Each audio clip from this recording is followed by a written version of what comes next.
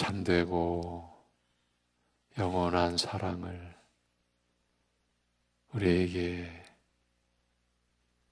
베풀어 주신, 그렇게 우리를 사랑하시고 우리와 함께 하시는 하나님 아버지, 그 사랑을 입은 우리가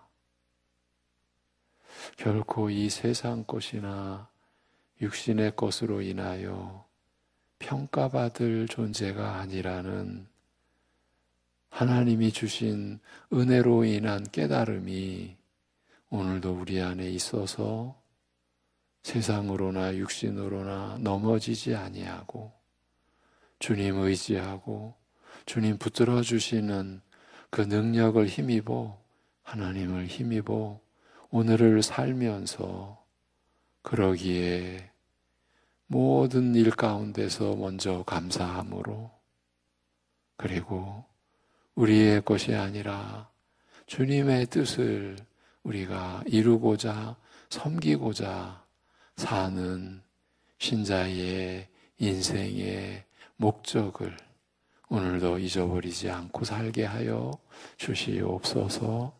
예수님의 이름으로 기도하옵나이다. 아멘. 로마서 8장.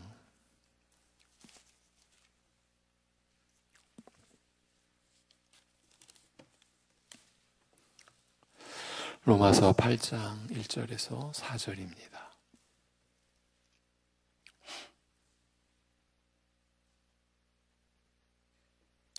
로마서 8장 1절에서 4절 같이 읽겠습니다. 그러므로 이제 그리스도 예수 안에 있는 자에게는 결코 정죄함이 없나니, 이는 그리스도 예수 안에 있는 생명의 성령의 법이 죄와 사망의 법에서 너를 해방하였음이라.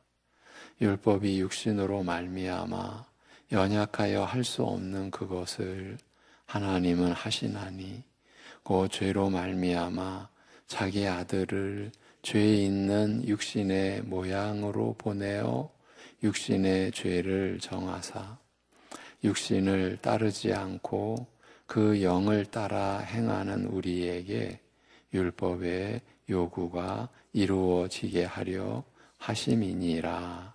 아멘. 어제에 이어갑니다. 3절, 4절을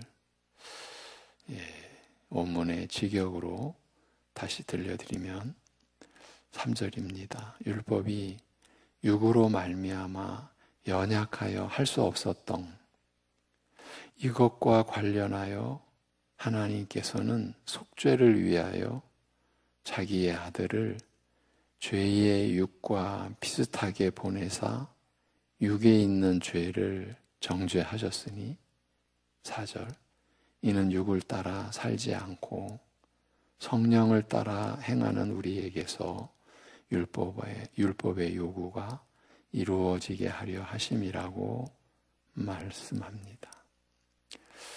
우선 이 문장은 생략문 또는 불완전한 문장이라는 점에 유의해야 한다고 말씀드렸습니다. 이제 문장의 중요한 요소가 생략된 나머지 언뜻 불완전하게 보인다는 뜻입니다. 위 문장을 주의 깊게 읽어보면 율법이 육으로 말미암아 연약하여 할 수 없었던 것이라는 말로 이제 갑자기 끊어지는지라 이 어떻게 다음 부분과 연결이 되는지 가늠하기가 어렵습니다.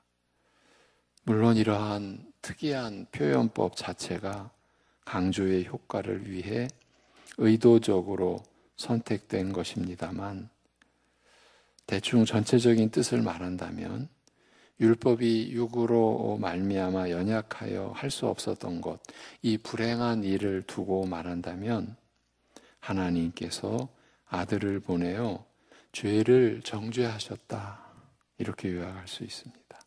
율법이 육으로 말미암아 우리의 부패한 성품으로 말미암아 연약하여 할 수 없었던 것을, 그 불행한 일을 두고 그런데 하나님께서 아들을 보내어 죄를 정죄하셨다.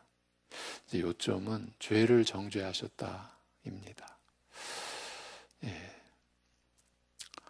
육신의 죄를 정하사, 이게 이제 우리말의 번역입니다.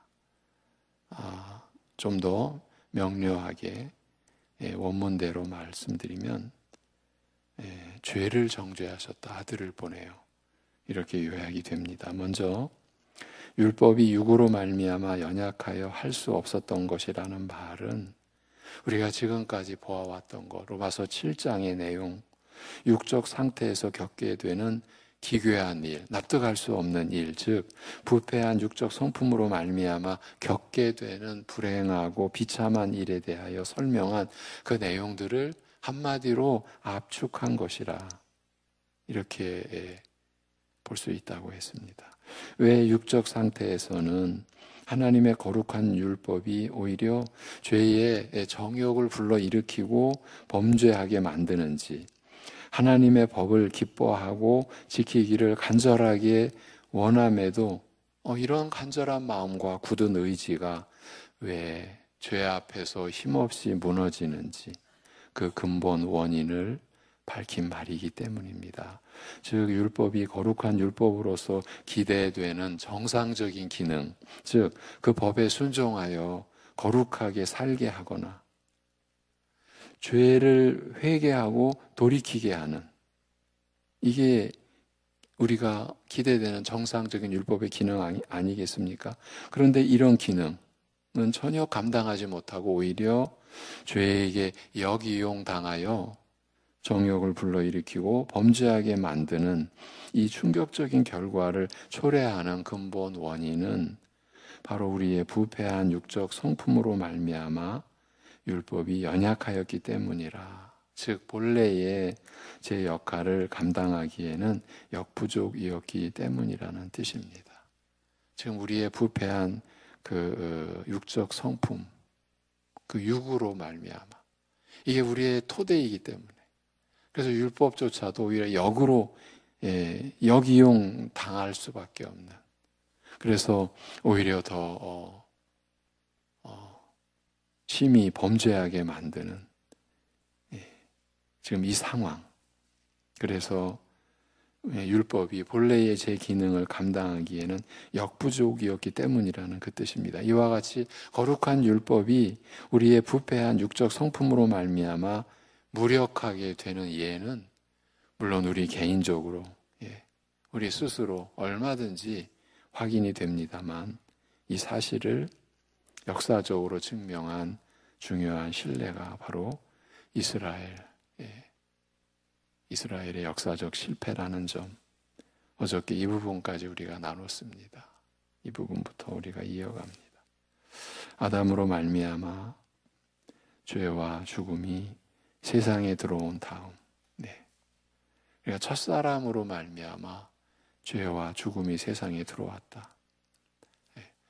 여기서부터 우리는 하나님의 온전하심과 그 어미로우심과 그리고 하나님께서 창조한 세계의 그 완전함, 이것과 대조되는 죄라고 하는 실체를, 사실은 우리는 첫사람의 그 범죄, 불순종, 우리는 여기서부터 사실은 헷갈리고 혼돈하고, 그래서 가장 일반적으로 그 한 번의 죄로 온 세상이 아담 이후에 죄와 죽음으로 온 인류의 역사가 그렇게 되어버렸는가? 한 번으로? 이게 이제 인간의 솜씨입니다. 죄를 모르는 거죠. 우리 신자라고 해서 크게 예외는 아니지 않습니까? 그래서 우리가 하나님의 말씀으로 우리 자신을 돌아보고 말씀을 묵상할 때에 하나님이 우리에게 다가오게 됩니다. 어떤 모습으로? 본래 말씀으로 계시된 하나님의 그 형상으로 우리에게 다가올 때에 우리가 이 창조 세계의 본래의 거룩함, 온전함에 대해서 인식하게 되고, 그것을 무너뜨린 하나님께 불순종한 인간의 죄악이 얼마나 처절하고 무섭고 비참한 것이었는지 사실은 그 한 번으로 인간은 끝난 거예요. 그런데 하나님께서 보존해 주신 것이죠. 그렇게 아담으로 말미암아 죄와 죽음이 세상에 들어온 다음 하나님께서는 아브라함을 부르시고 그 자손으로 하여금 애굽에 내려가 창성하게 하신 후 모세를 통하여 저희를 구하여 내시고 그 애굽에서, 그것이 이제 영적인 현실은 죄와 사망에서 구하여 내시고 신의 산에서 언약을 맺어 하나님 백성으로 삼으셨으며 율법을 주어, 그러니까 하나님 백성으로 살아가는 도리인 율법을 주어 그 법대로 살아가게 하셨습니다. 이스라엘은 이처럼 하나님의 언약 백성으로 율법을 지켜 거룩한 백성과 제사장 나라의 역할을 감당하여야 했으나 저희의 육적 성품 때문에, 그 부패하고 완악한 성품 때문에 하나님을 계속 반역하다가 심판으로 망하고 말았습니다. 이런 비유가 가능할까요? 여러분, 여기 깨끗한 물이 있습니다. 갓난아이가 마셔도, 어른이 마셔도 하등 깨끗한 물이 있는데 그 물을 담는 그릇이 너무너무 더러운 거예요. 온갖 오물로 그냥 곰팡이가 끼었고, 그런데다가 깨끗한 물을 부었어요. 여러분 마실 수 있어요? 그걸 어린아이에게 마셔라, 이게 물이다, 생수다 할 수 있어요? 어른이라고 깨끗한 물이었는데, 근데 그 물을 담은 그 그릇이 너무나 더러운데 물이 깨끗하다고, 이런 비유도 한번 들어드렸습니다. 그러니까 하나님 백성으로서 언약 백성이 되어 살아갈 도리인 율법을 받았으나, 그래서 그 율법을 지켜 거룩한 백성의 본분을 다하고 또 제사장 나라의 역할, 제사장 나라의 역할이라는 것은 다른 이들을 위한 섬김이죠. 그런 역할을 감당하여야 했으나 저희의 육적 성품 때문에, 그 부패하고 완악한 성품 때문에 하나님을 계속 반역하다가 심판으로 망하고 말았습니다. 구약의 역사, 이게 구약의 증거, 구약의 계시죠. 이스라엘의 이런 불행한 역사를 두고 하나님의 거룩한 율법이 이스라엘에게 주어졌으나 저희의 부패한 육적 성품 때문에 아무 힘을 발휘하지 못하고 무력하게 실패한 결과를 두고 로마서 5장 20절은 간략하게 요약하되 율법이 가입하였으나 죄만 더하였다. 아담에게서 그리스도에게로 이어지는 인류의 역사 속에 율법이 끼어들었으나 죄만 더하였다고 적고 있는 겁니다. 이것과 관련하여 오늘 본문 3절, 하나님께서는 속죄를 위하여, 그 죄사함의 역사, 그 은혜를 위하여 자기의 아들을 죄의 육과 비슷하게 보내사 육에 있는 죄를 정죄하셨으니 이는 육을 따라 살지 않고 성령을 따라 행하는 우리에게서 율법의 요구가 이루어지게 하려 하심이라고 합니다. 율법이 가입하였으나 죄만 더하였다고 하였습니다만, 그러나 이와 같이 죄가 더한 그곳에, 즉 거룩한 율법이 주어졌으나 전혀 힘을 쓰지 못하고 오히려 죄만 더하게, 더 범죄하게 한 이 실패의 역사 속에서 은혜는 더욱 넘쳤다고 말합니다. 방금 읽어드린 3, 4절의 말씀은 죄가 많은 곳에 은혜가 더욱 넘쳤다고 한 이 말을 구체적으로 설명한 내용이라고 할 수 있습니다. 그러니까 로마서 5장의 기가 막힌 그 인류 역사의 진실이 지금 로마서 8장에서도 더 구체적으로, 죄가 많은 곳에 은혜가 더욱 넘쳤다고 한 이 말을 구체적으로 설명한 내용이라고 할 수 있습니다.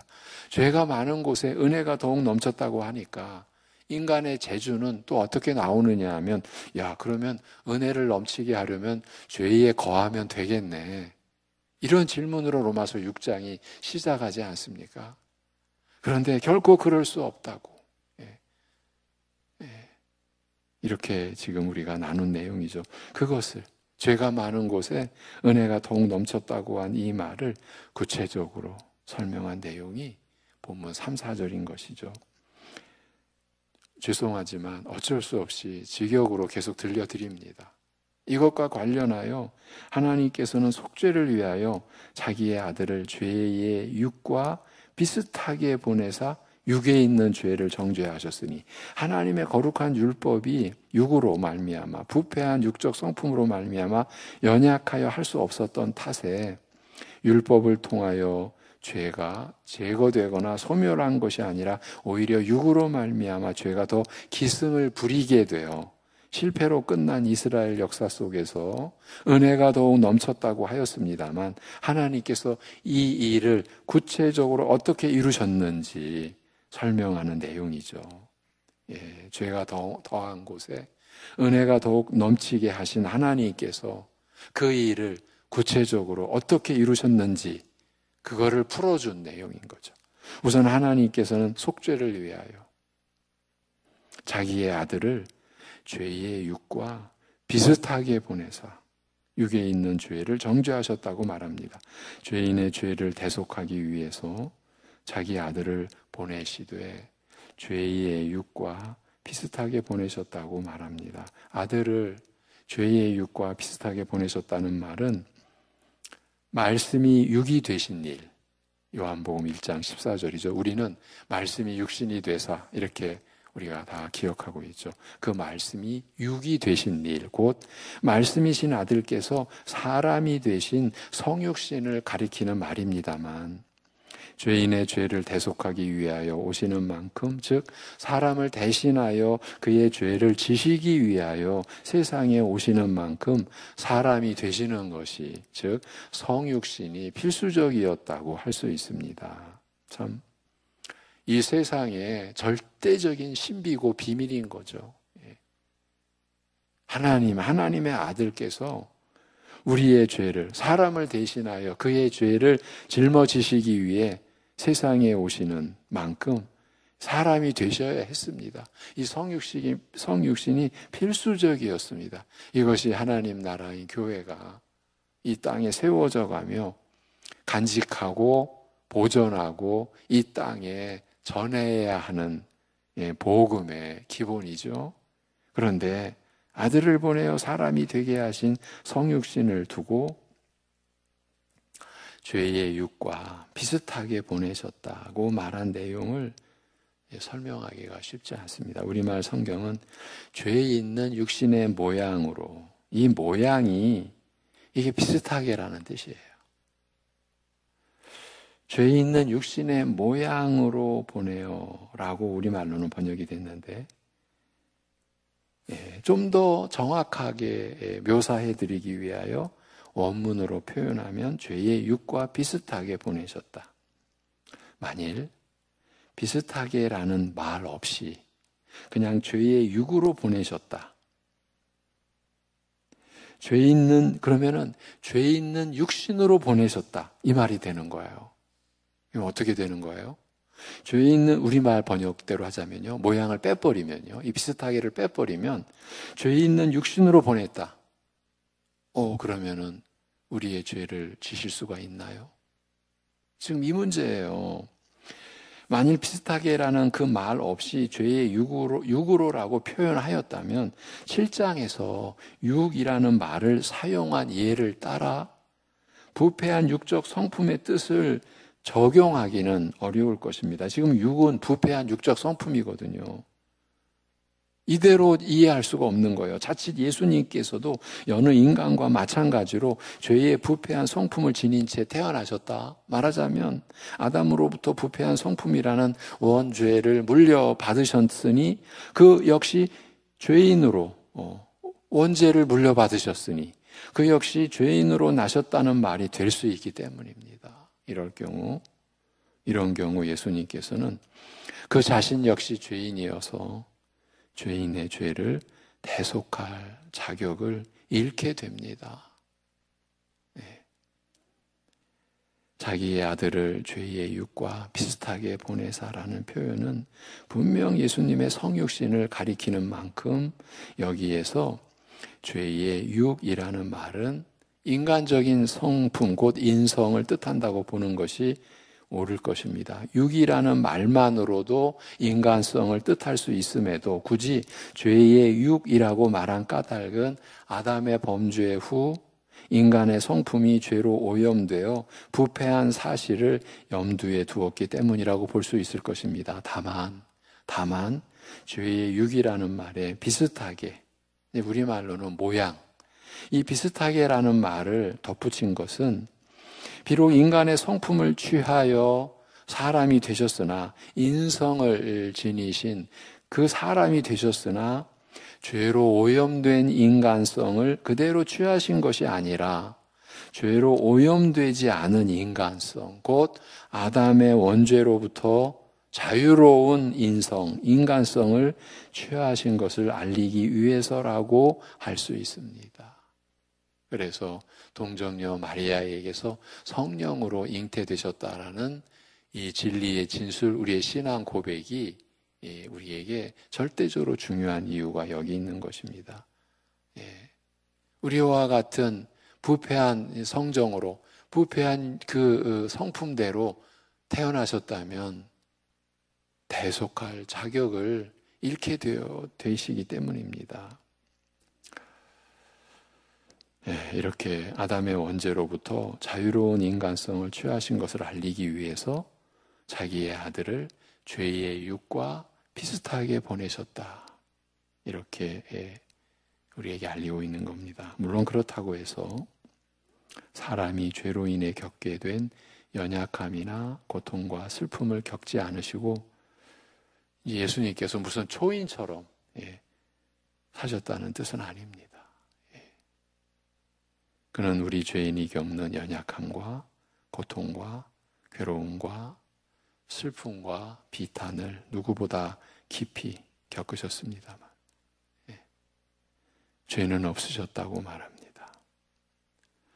고통과 괴로움이라고 하자면요, 죄로 인한 하나님의 진노를 홀로 다 받으셔야만 했던 그 예수님의 그 고통의 무게를 우리가 절대 가늠 못합니다. 영원히 모르는 거예요, 우리는. 그렇게 모든 것을 다 겪으셨습니다만 죄는 없으셨다고 말합니다. 우리에게 있는 대제사장은 우리 연약함을 동정하지 아니하는 자가 아니요, 예전에는 체휼하지 아니하는 자가 아니요, 모든 일에 우리와 한결같이 시험을 받은 자로 돼 죄는 없으시니라. 히브리서 4장 15절이죠. 이렇게 말합니다. 죄가 없으시면서도 죄로 말미암아 사람이 겪게 된 모든 고난과 고통과 슬픔과 연약함을 겪으셨으니 비록 십자가의 죽음에서 절정에 이르기는 하였으나 인간성을 지니시고 이 땅에서 사람으로 사신 그의 생애 자체가 대속적 의미를 지닌 것으로 말하자면 죄인을 위해 저희를 구원하고자 겪으신 고난으로 볼 수 있을 것입니다. 그러니까 죄가 없으심에도 죄로 인한 모든 인간이 겪는 그 고통, 괴로움, 그 슬픔, 탄식을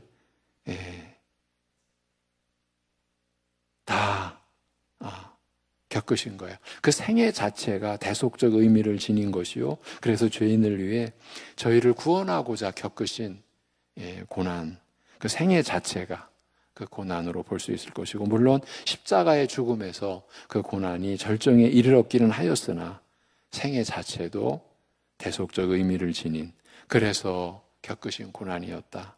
우리가 이렇게 보는 것입니다. 비록 죄로 말미암아 인간이 겪게 된 모든 고난을 누구보다 깊이 철저하게 겪으셨으나 다만 아담으로부터 물려받는 원죄를 포함하여 어떤 죄와도, 그러니까 우리식으로 말하면 원죄와 자범죄, 그러니까 스스로 범하는 죄, 그 어떤 죄와도 상관없이 겪으셨으므로, 그 모든 고난을 상관없이 겪으셨으므로 이 모든 일에서 그는 죄가 없으시다라고 말하는 것입니다.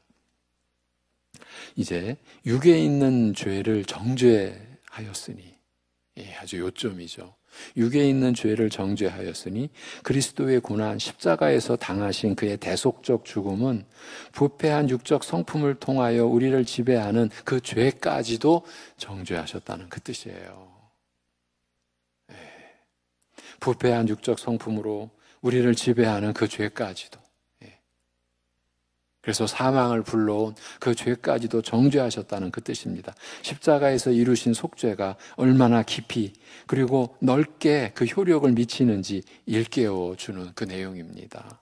죄가 우리에게 끼치는 모든 악영향, 죽음을 초래하는 파괴적인 영향에서 우리로 하여금 벗어나게 하는 능력을 가지신 것이에요. 십자가에서 이루신 구속, 그 대속의 역사, 그 대속의 은혜가, 죄가 우리에게 끼치는 모든 악영향, 죽음을 초래하는 파괴적인 영향에서 우리로 하여금 벗어나게 하는 능력을 가진 것입니다. 그런데 육에 있는 죄를 정죄하셨으니라는 이 소절을 그 육으로 죄를 정죄하셨으니라고 번역할 수도 있으며, 이럴 경우 이런 육신으로, 즉 죄로 오염된 인간성과 비슷하나 죄와 무관한 그런 인간성으로 죄를 정죄하셨다. 말하자면 성육신하신 그 몸으로 죄 자체를, 죄의 전부를, 죄라는 죄를 다 정죄해 버리셨다는 뜻이 될 것입니다. 이런 의미가 담겨 있는 거예요. 두 가지 해석이 실질적으로 같은 것입니다만 이 문맥상 육으로 말미암는 죄의 지배에서 자유로운 것을 말하는 만큼 전자의 해석이, 그러니까 육에 있는 죄를 정죄하였으니 이 전자의 해석이 좀 더 구체적이라 할 수 있습니다. 생명의 성령의 법이 죄와 사망의 법에서 우리를 자유케 하였다고 말합니다만 성령님을 통하여 누리는 이 은혜 역시 그리스도의 구속의 바탕과 근거를 두고 있음을 알리는 그 말씀입니다. 모든 은혜가 여기에 근거를 두고 있는 거예요.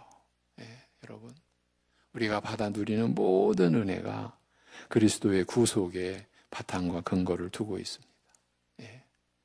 지금 어제도 이 로마서 8장 1절에서의 쓰여진 정죄, 특별한 적용이 되고 의미를 지녔다. 일반적으로 유죄 판결이라는 그런 의미보다 로마서 5, 6, 7장과 이어지는 우리 이 육신으로 말미암아 율법마저도 역이용당하여 우리로 하여금 죄의 정욕을 불러일으켜 더 범죄를 심히 더하게 만드는 그런 상황에서의 우리가 받는 그 속죄, 그런 의미에서 정죄함이 없다. 어떤 정죄도 없다. 그 점을 어저께 우리가 강조하며 나눴죠. 바로 여기서 죄 자체를, 죄 전부를, 죄라는 죄를 다 정죄해 버리셨다. 이것이 우리가 받은 은혜의 실체인 거예요. 여러분, 수십 년 교회에 속하여 신자로서 분명히 교인으로서 신자로서 살아가고 계시는데 죄사함의 확신, 죄사함의 은혜에 대한 믿음에 있어서 연약한 경우가 교회 안에 있지 않습니까? 얼마든지 있지 않습니까? 때로는 우리도 경험해온 바 아닙니까? 내가 과연 죄 용서 받았을까?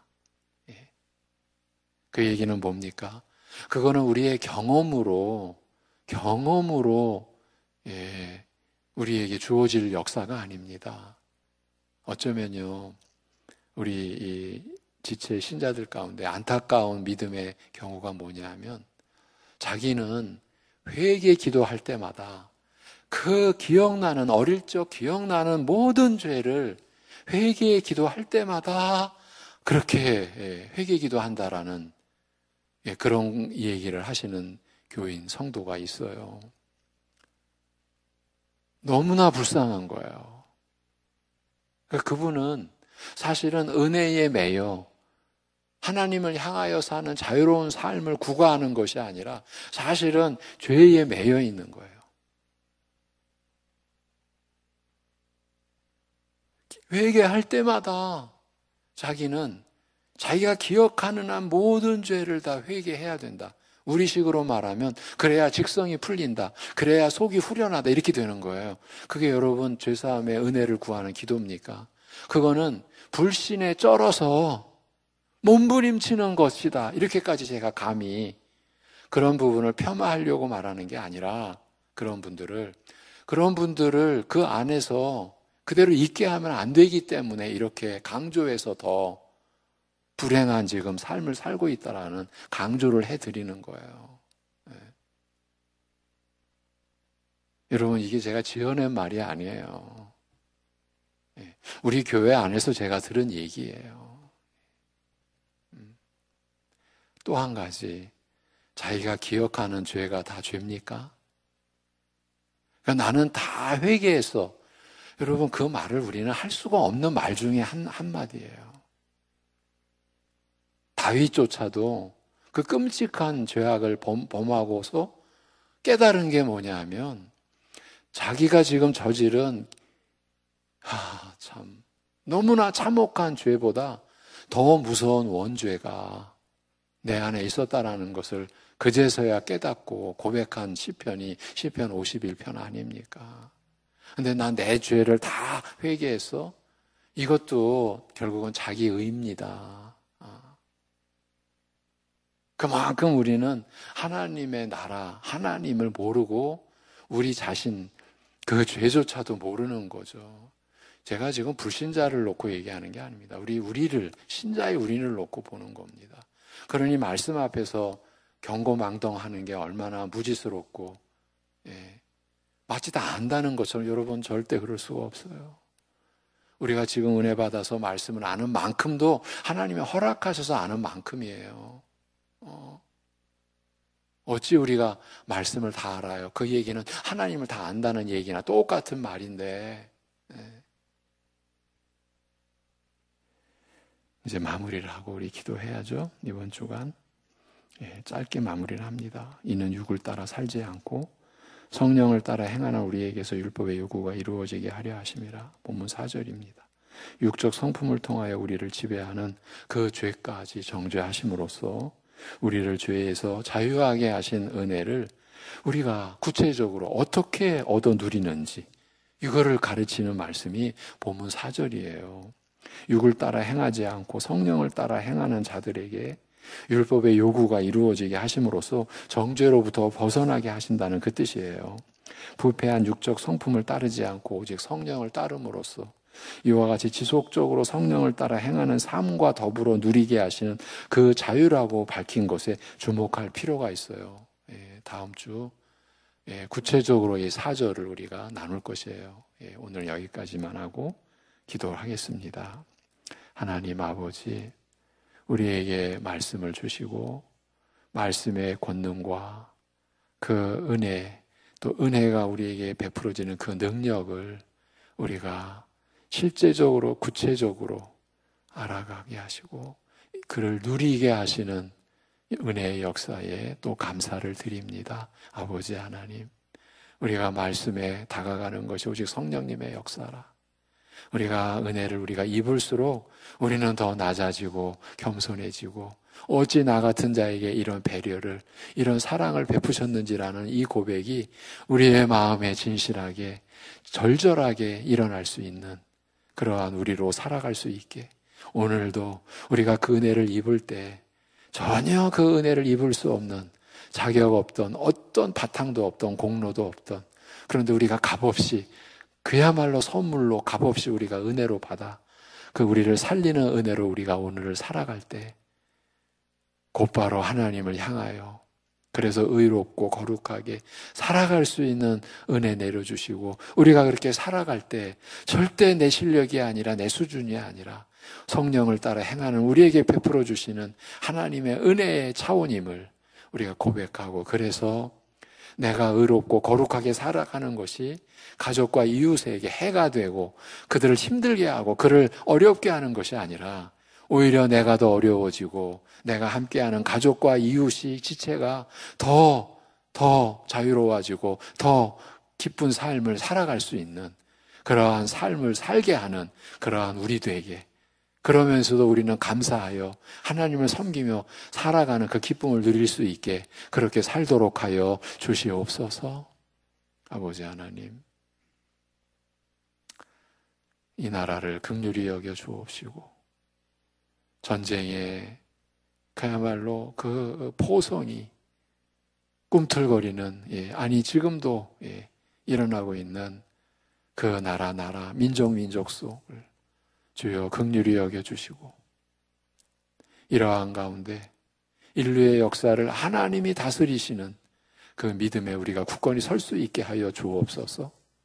우리 사랑하는 지체 이웃 가족들이 오늘도 육신의 연약함과 고통으로 인하여 어쩌면 외적으로는 쓰러져 갈 때에, 그러나 결코 주님께서 우리를 그대로 버려두지 아니하시고 오늘도 우리와 동행하시고 우리와 함께하시고 우리를 체휼하시는 주님의 은혜가 임함을, 그래서 은혜의 보좌 앞에 담대히 나아가는 우리 연약한 지체된 우리 성도들의 오늘이 되게 역사하여 주시옵소서.